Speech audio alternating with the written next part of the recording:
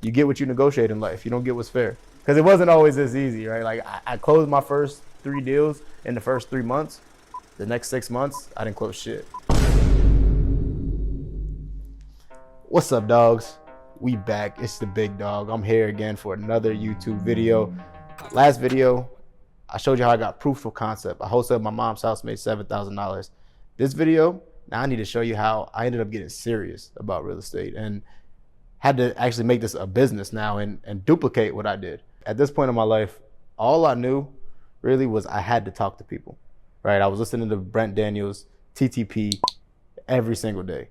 And I just knew I had to talk to people. So what I was doing was I was driving around. I had barely had any money at the time. Yeah, I made that $7,000, but most of that went to debt.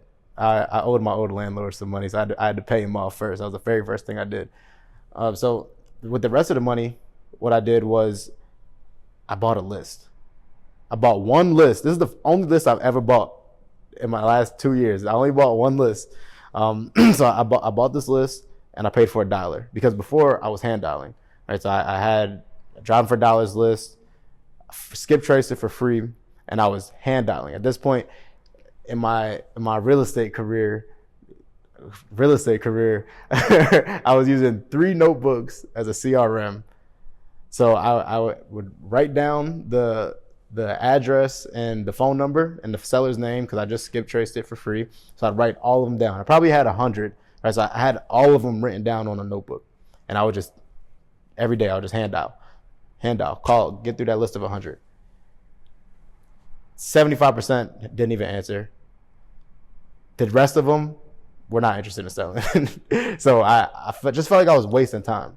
So ended up closing that deal, and I had some money. I paid my debt off, and I had some money. So the leftover money, I ended up buying that list. Paid like $300 for the list, for 1,000-person list. Got it skip traced, and ended up dialing it. I dialed that list every single day. I drained that list. I drained it. I got my very first deal cold calling this lady on this list. Her name was Ann. And with Ann, how I got this first deal, remember in the last video, I told you how I wholesaled my mom's house. And from there on out, I treated every seller like they would be my mom, like they were my mother. In this property, and while we were negotiating, while she had my contract that I sent out to her, her dog ended up passing away. And I mean, I love dogs. I had 2 dogs at the time, and I personally couldn't imagine how it would feel if one of my dogs passed away. So I had her personal address, obviously, because I skip traced her. And during us talking and negotiating, she ended up sending me a picture of her dog. So what I did was, and this wasn't to get a deal, this wasn't to bribe her, just because I truly cared. And what I did was I got that picture blown up and I put it on a blanket, and I sent the blanket to her house. And she was saying like, oh, before she got that, she was saying she just couldn't sign because she was thinking about the dog. Her mind was not on real estate. It was a lot. So I gave her the time. I sent her the blanket. When she got it, she called me crying, and she was like, Daryl, this is one of the nicest things anybody has ever done for me. I can't, like, I'm just so happy that you did this. And she ended up signing that same day, signed the contract. So I'm like, shit, now what do I do? Now this is real, right? Because I wasn't treating my mom's as my first deal, because it was my mom's. But now this is real. I just learned my lesson from the last one, that I need to stay in control of this deal. So I got the contract. I'm in control. I know they knew I need to find a buyer. So what I did last time, I was like, this is easy. Let me just post this in a Facebook group. Posted in a Facebook group.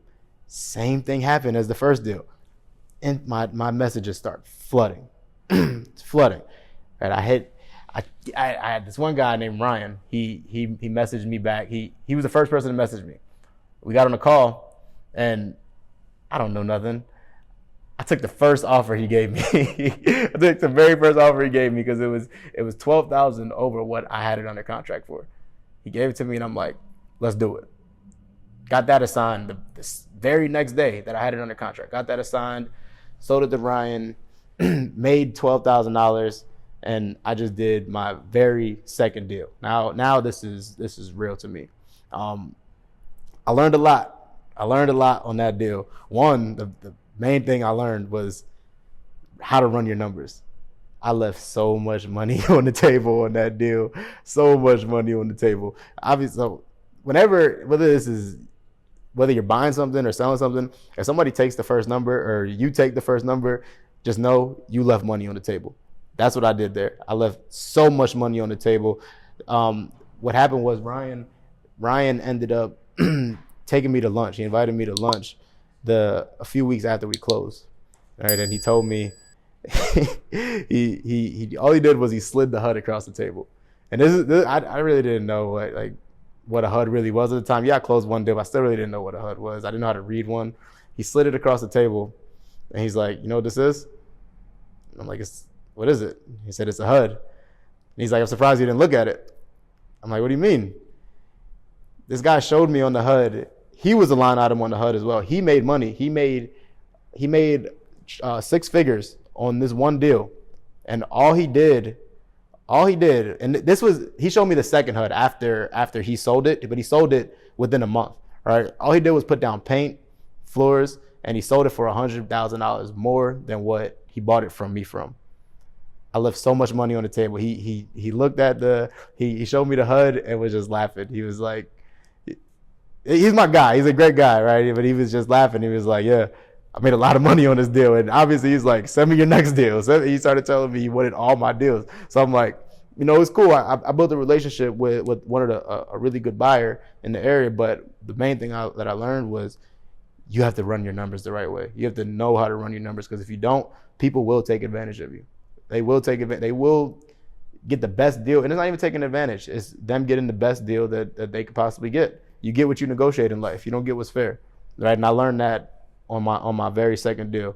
That was the main thing, right? So I took that money, and I'm out of debt now.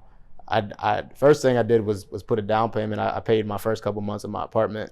Got into an apartment because if you've seen the first video, you've seen I was living in a hotel at the time. Got an apartment. I had some leftover money.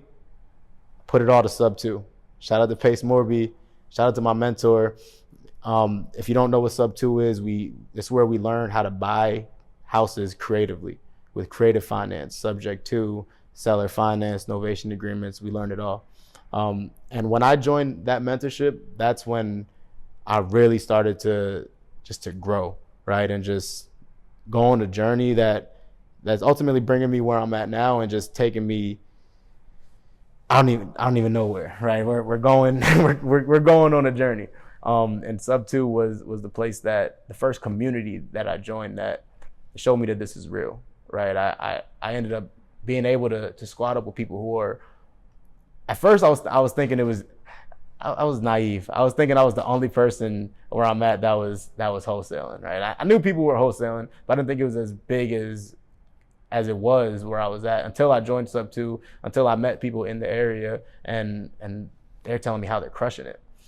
All right, so what I ended up doing my first couple months, I asked one of my friends, I asked Marlon Johnson, great friend, Mindset Marlon. I asked him because he was one of the leaders in the group, he was one of the closers in the group. I asked him, what do I need to do to become a closer? What do I need to do to become a badass closer like you? And he gave me some great advice, some of the great advice I ever got, and it was to join a team. And I joined somebody's team who was making they were making a good amount of money. They were making 6 figures a month. And while I was there, I was just absorbing everything. I was soaking up the knowledge, and I was thinking way more, because I was thinking way more than just being an employee.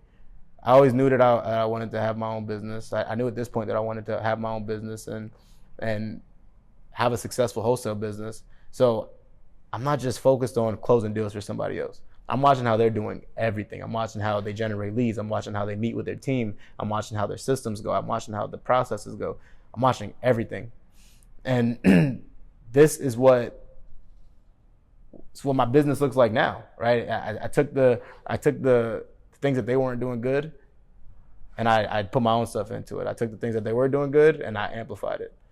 So that was some of the best advice I got, and it was because I joined a campfire. I joined a community of people who are crushing it, right? And I realized I wanted to be more like them. So I asked, how do I get like them? And it's the power of proximity, right? Getting in that campfire, getting around the right people. So I showed you how I got my second deal, showed you how I found my buyer, showed you how I left a whole lot of money on the table. And I also talked about how I got the direction to join somebody's team. And it's crazy to think about now that I have a team of my own and I'm changing people's lives myself.